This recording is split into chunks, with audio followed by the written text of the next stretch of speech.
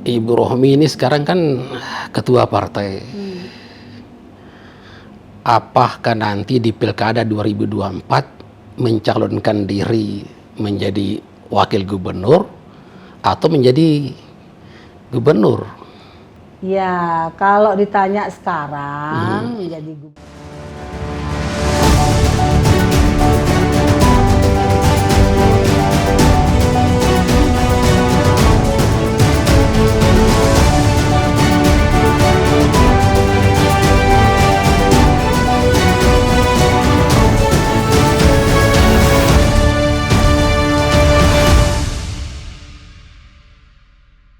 Assalamualaikum warahmatullahi wabarakatuh. Alhamdulillah, hari ini kita berkesempatan bersilaturahim dan berbincang-bincang dengan Wakil Gubernur NTB yang juga Ketua DPW Nasdem NTB, Ibu Dr. Haja Siti Rohmi Jalila. Tema bincang kita hari ini adalah tentang perempuan dan politik.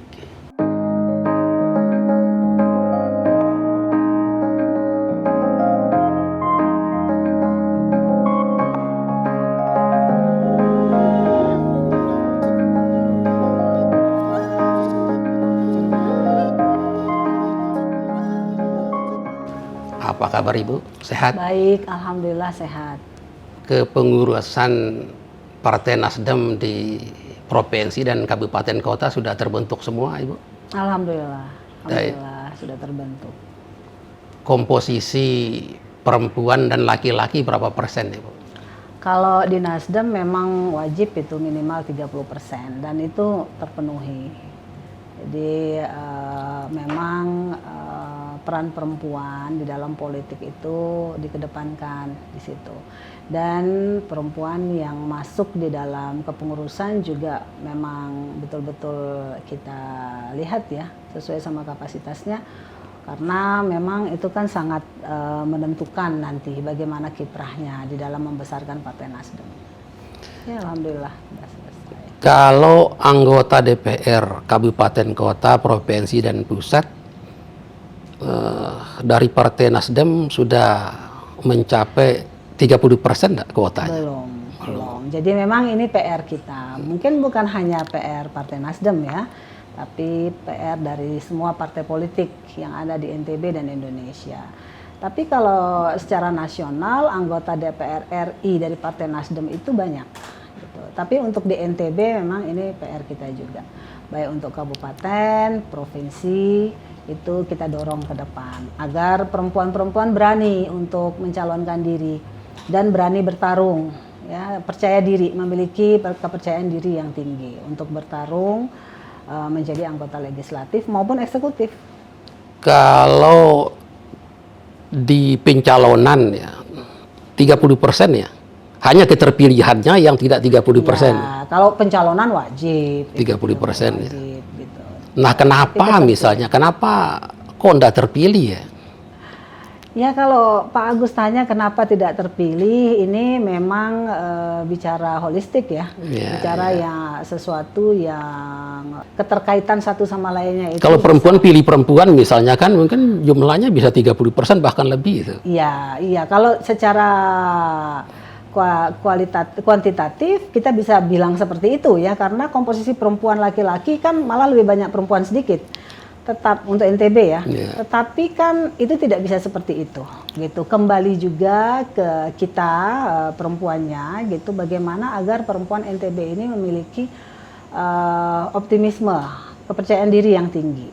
Nah, maka dari itu memang kita dorong terus untuk pendidikan politik untuk perempuan ini bisa terus berjalan dan perempuan-perempuan tidak takut untuk masuk ke legislatif maupun eksekutif.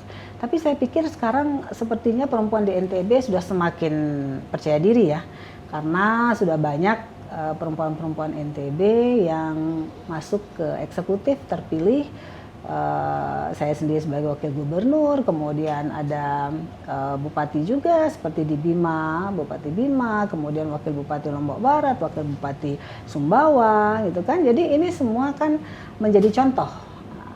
Dan saya melihat bahwa memang contoh itu yang paling besar pengaruhnya terhadap kepercayaan diri perempuan untuk bisa maju dan percaya diri bertarung gitu di dalam kontestasi politik.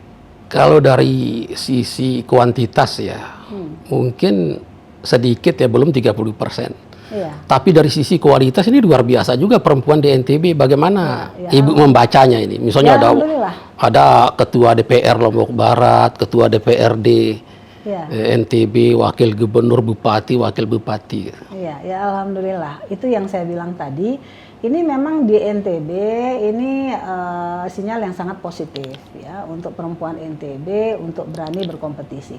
Sebenarnya menurut saya adalah keberanian yang nomor satu. Keberanian. Ya. Keberanian untuk berkompetisi menjadi calon legislatif ya atau berkompetisi di pilkada ya. Jadi keberanian. Nah, keberanian ini tentunya juga kan harus ditopang oleh kemampuan ya, kapasitas. Ya, kalau kita punya kapasitas yang cukup, pasti kita ada optimisme ya, ada kepercayaan diri gitu untuk maju. Maka dari itu memang dengan contoh yang sudah cukup banyak di NTB ini, saya optimis perempuan-perempuan NTB ini pasti akan melihat peluang untuk berjuang di politik itu sebenarnya terbuka lebar. Dan semakin memahami bahwa berjuang di politik itu multiplier efeknya luar biasa besar gitu. Karena kalau kita di politik kan kita penentu kebijakan, baik di legislatif maupun di eksekutif gitu. Sehingga dengan masuknya kita perempuan di politik itu akan menjadi energi yang luar biasa besar untuk perjuangan perempuan di NTB. Kalau Ibu melihat persoalan mendasar perempuan di NTB itu apa? Yang masih menjadi PR kita semua gitu. Iya, kalau kita bicara satu-satu, sebenarnya perempuan NTB yang berpendidikan tinggi sudah banyak. Tetapi kan ini kita bicara presentasi, ya kan. Nah, tapi di situ juga ada lingkungan juga, gitu kan. Ada budaya juga yang mungkin sebagian orang menganggap kalau perempuan ntar belakangan lah, laki-laki duluan dan seterusnya. Tapi sebenarnya kalau di NTB ini kalau kita melihat kapasitas daripada perempuan-perempuan NTB, apalagi dari posisi-posisi yang sudah berhasil diduduki ya, tidak saja di eksekutif legislatif, di lembaga-lembaga negara juga banyak. Seperti kemarin BPKP itu juga kepalanya perempuan. Kemudian juga ada di beberapa lembaga negara juga yang ada di NTB ini juga dipegang oleh perempuan gitu. Jadi kalau melihat dari sisi kualitas ini sebenarnya sudah sangat cukup ya. Tinggal apalagi sekarang kan kalau bicara sekolah kan sudah tidak ada lagi perbedaan laki-laki dan perempuan. Kesempatannya sama, terbuka semuanya. Tinggal yaitu bagaimana kepercayaan diri itu tumbuh gitu loh. Sehingga memiliki keberanian untuk berkompetisi. Kan namanya berkompetisi itu tidak mesti menang kan? Berkompetisi itu juga kemungkinan untuk kalahnya juga ada gitu. Nah, siap mental tidak kita untuk masuk ke kompetisi itu gitu. Punya kepercayaan diri tidak gitu. Mau terus belajar tidak, karena kembalinya ke perempuan itu sendiri, kita sendiri gitu. Peluang sudah ada, kesempatan sudah ada, terbuka lebar. Pendidikan juga demikian, regulasi juga terus mendorong kan. Sekarang tinggal bagaimana perempuan NTB semakin memiliki kepercayaan diri untuk masuk ke kompetisi-kompetisi di berbagai bidang sesuai dengan kompetensinya masing-masing. Tidak terbatas di eksekutif legislatif saja. Kalau dari sisi sentuhan, mana yang lebih efektif? Masalah perempuan ini diurus oleh perempuan atau masalah perempuan itu bisa diurus oleh laki-laki juga gitu? Sebenarnya masalah perempuan diurus oleh perempuan atau tidak itu tidak terlalu menjadi masalah besar gitu. Tapi memang bagus juga kalau misalnya perempuan yang handle, karena dia tahu sebagai perempuan dia bisa merasakan sebagai perempuan itu seperti apa ya, sebagai seorang ibu seperti apa, sebagai seorang istri seperti apa, sebagai seorang profesional seperti apa, dia bisa rasakan sehingga lebih menjiwai mungkin. Tetapi bisa jadi juga walaupun laki-laki dia memiliki kepedulian yang besar terhadap perempuan juga bisa jadi. Jadi artinya tidak pasti kalau perempuan yang pegang maju, kalau laki yang pegang nggak maju, nggak begitu juga. Akan tetapi yang terpenting menurut saya adalah bagaimana kita di dalam memperjuangkan perempuan ini tahu betul esensinya seperti apa gitu. Seperti contoh saja di NTB nih ya, saya Pak Agus sampaikan apa yang kita lakukan di NTB. Bagaimana agar perempuan di NTB paham posisinya seperti apa, potensinya seperti apa dan seterusnya. Bagaimana agar kekerasan terhadap perempuan, terhadap anak itu betul-betul bisa ditekan di NTB. Kita perjuangkan bagaimana agar di NTB ini bisa menjadi provinsi layak anak. Bagaimana agar semua kabupaten di NTB ini menjadi kota layak anak. Kabupaten kota di NTB ini menjadi kota layak anak. Kita juga perjuangkan supaya semua kabupaten kota di NTB ini harus ada UPT-nya yang ngurus tentang perempuan dan anak. Nah, hal-hal seperti ini kalau sudah kelembagaannya ada, perhatian terhadap anak itu ada, anak dan perempuan itu ada, ya otomatis nanti program-program akan berjalan dengan baik gitu. Nah, Ibu Rohmi ini kan pernah menjadi ketua DPR di Lombok Timur. Ya. Sekarang menjadi wakil gubernur. Apa persoalan perempuan yang menurut Ibu Rohmi yang pernah Ibu Rohmi tangani yang betul-betul menarik kan? Kalau bicara masalah perempuan complicated ya. Kalau yang namanya penanganan itu mungkin kita bisa bagi-bagi. Kalau saya sebagai eksekutif contoh, sebagai eksekutif tentunya kekerasan terhadap perempuan, ketidakadilan terhadap perempuan itu juga mungkin menjadi perhatian yang harus kita soroti gitu ya. Di NTB kan kalau bicara perempuan banyak permasalahannya. Contoh saja seperti buruh migran, ya kan?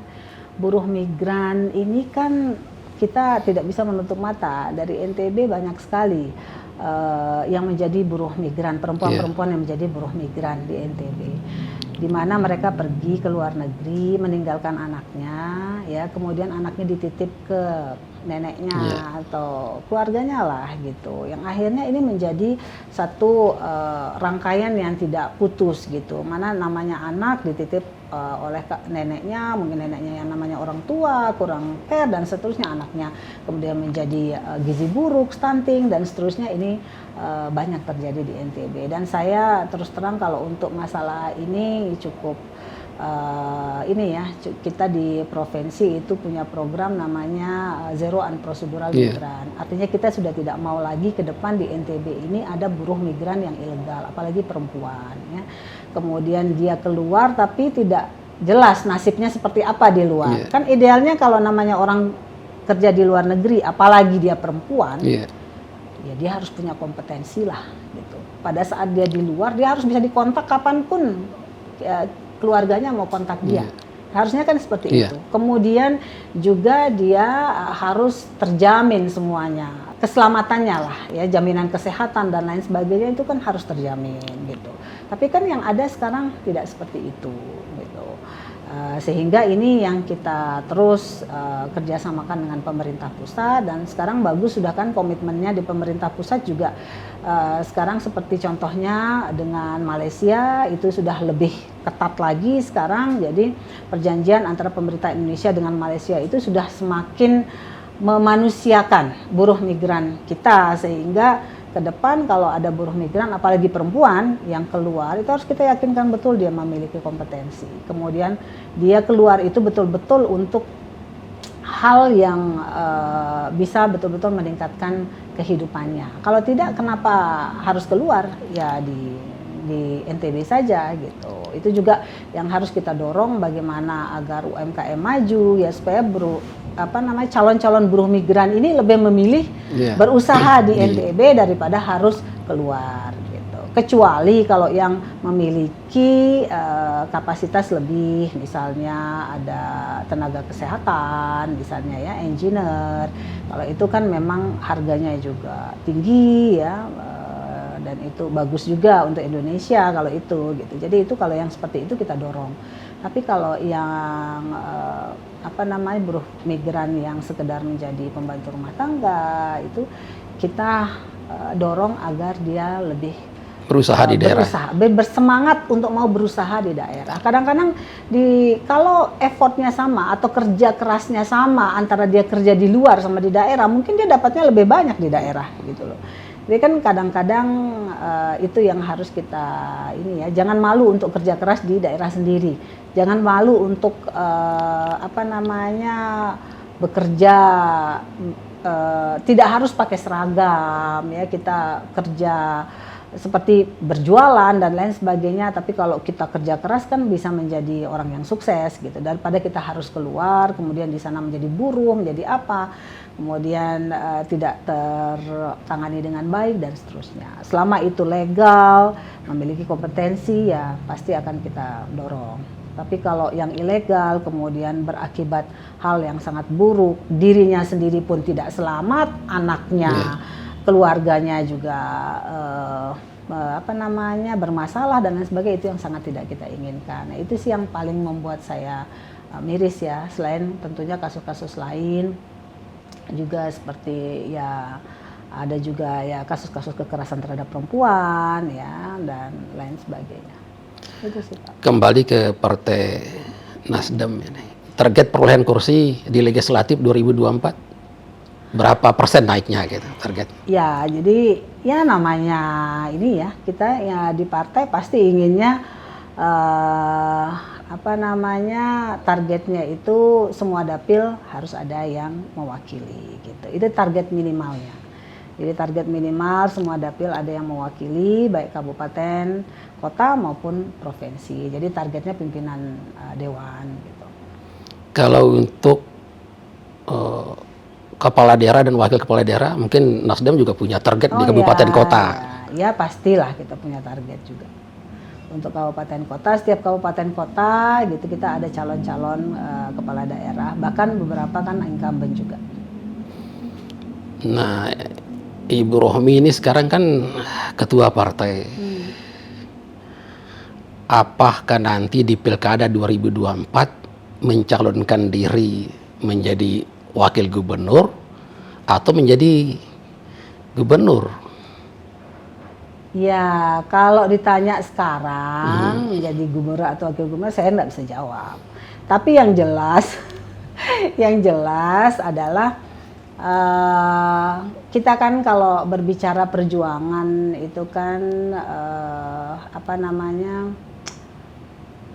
tidak melihat dari ininya ya. Artinya kita lihat nanti seperti apa.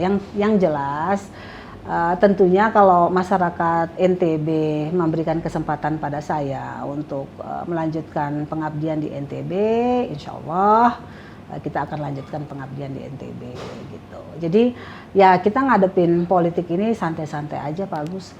Karena kalau kalau kita tegang-tegang hadapin politik ini duluan tua kita. Jadi santai-santai aja, yang penting lakukan yang terbaik gitu. Karena ya alhamdulillah sih saya memang mungkin di politik ini bukan yang dari awal karir saya di politik ya. Saya mungkin agak lain dengan politikus yang lain gitu. Banyak politikus yang misalnya seperti Pak Gubernur itu udah 3 periode di DPR. Jadi karir politiknya itu panjang gitu. Kalau saya diawali oleh pekerjaan profesional, baru masuk ke politik gitu. Walaupun juga lumayan juga sih, sudah cukup lama. Tapi diawali oleh pekerjaan profesional ini yang menurut saya juga ada positifnya gitu. Sehingga saya di politik juga orientasinya bagaimana agar bisa memberi manfaat yang sebesar-besarnya gitu pada masyarakat dan melaksanakannya dengan easy going aja gitu.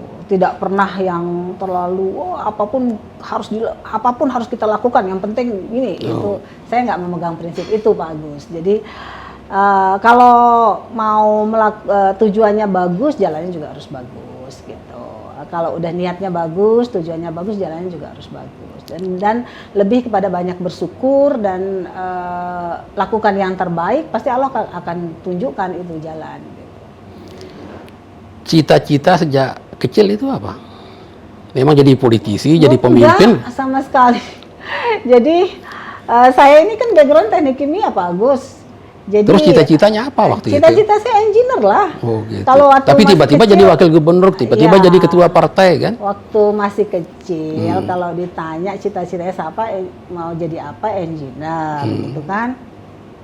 Jadi insinyur teknik kimia. Makanya kerjanya dulu ya di kayak perusahaan tambang gitu kan, pernah di perusahaan tekstil dan seterusnya gitu. Jadi memang nggak kepikiran awalnya Pak Agus, tapi ya namanya itulah yang saya bilang, semua itu Allah yang nentukan gitu loh. Jalan hidup manusia itu Allah yang nentukan.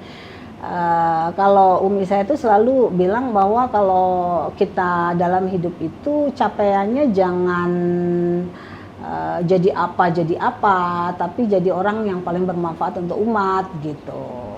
Ngajarinya kayak gitu. Oh, jadi gitu. jadi kalau Misalnya nggak didorong, misalnya di Enggak. politik aja, di lingkungan keluarga, misalnya Enggak, dorongannya enggak ada. Ya? Jadi itu kayak ngalir seperti air aja gitu. Saya pun misalnya Tiba-tiba nih, sudah sampai ke sini gitu kan? iya gitu. Jadi menjadi contoh seperti mencalonkan diri sebagai wakil gubernur pun bukan dirancang dari ini nanti pokoknya ini harus ini jadi, enggak sama sekali. Jadi itu kayak ngalir seperti air aja gitu. Lihat kebutuhan untuk kembali lagi kebenarnya ini kayaknya bagus berjuang di sini untuk ini akhirnya itu jalanin gitu. Orang saya dari profesional puluhan tahun coba, kemudian di legislatif, setelah di legislatif jadi rektor, setelah rektor kemudian kemari, jadi kayak orang loncat-loncat gitu kan, bagus. Nah tapi saya sih ya bersyukurnya karena punya prinsip itu, jadi happy aja gitu.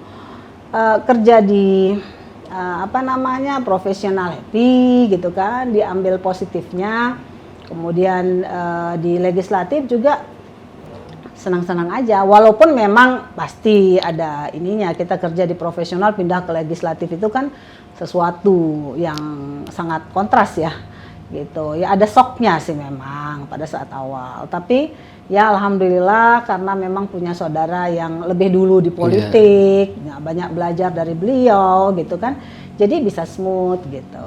Jadi seperti itulah. Jadi dijalaninya dengan enjoy gitu, dengan orientasinya pokoknya setiap ada di setiap pengabdian itu ya I will do my best aja gitulah. Pokoknya saya akan lakukan yang terbaik semampu saya.